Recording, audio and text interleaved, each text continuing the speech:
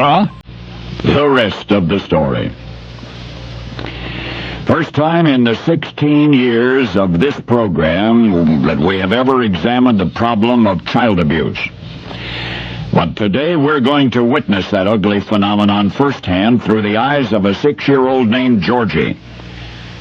The great tragedy of this social disease is that its victims are so utterly defenseless. How it felt to one such defenseless boy is today's rest of the story.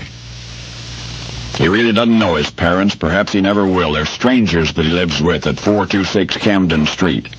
It's a small, dismal flat above a grimy saloon on the Baltimore waterfront. Daddy and Mama work in that saloon, all of each day and most of each night. Georgie's daddy and Mama. Georgie is 6. The neglected little boy spends a lot of time roaming the streets. Often he hears the question from strangers, "Don't you belong somewhere?" And the question makes him angry because the answer is no. The only familiar faces in Georgie's life are the brutish ones that he sees in Daddy's tavern.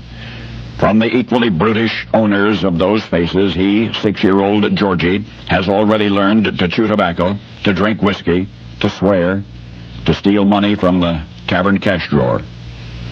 If only Georgie could believe that the punishment he relentlessly receives is a result of his own misbehavior, yet obviously it is not.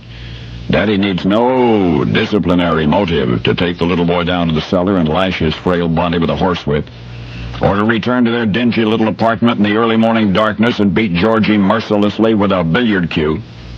It's almost as though Daddy enjoys beating the young son, for indeed not even the hysterical cries of Georgie's mother can dissuade him once he gets started. And for that matter, why does Mama protest at all? Because she often hurts Georgie too, strikes him hard in the head, abuses him otherwise.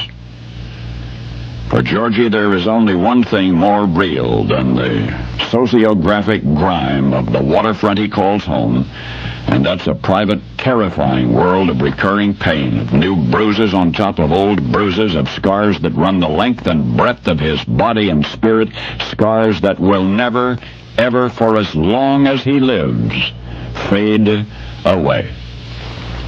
The era during which 6-year-old Georgie suffered was less enlightened than our own regarding the widespread problem of child abuse. For that reason, it's even more remarkable, if only coincidental, that young Georgie's abusing parents actually did something right. When Georgie was 7, they placed him beyond their reach. A rather Spartan boarding school at that, but at least beyond the violent consummation of his parents' frustrations.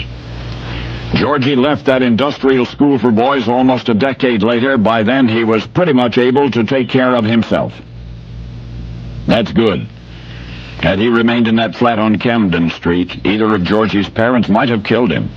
It happens, perhaps, more than we know.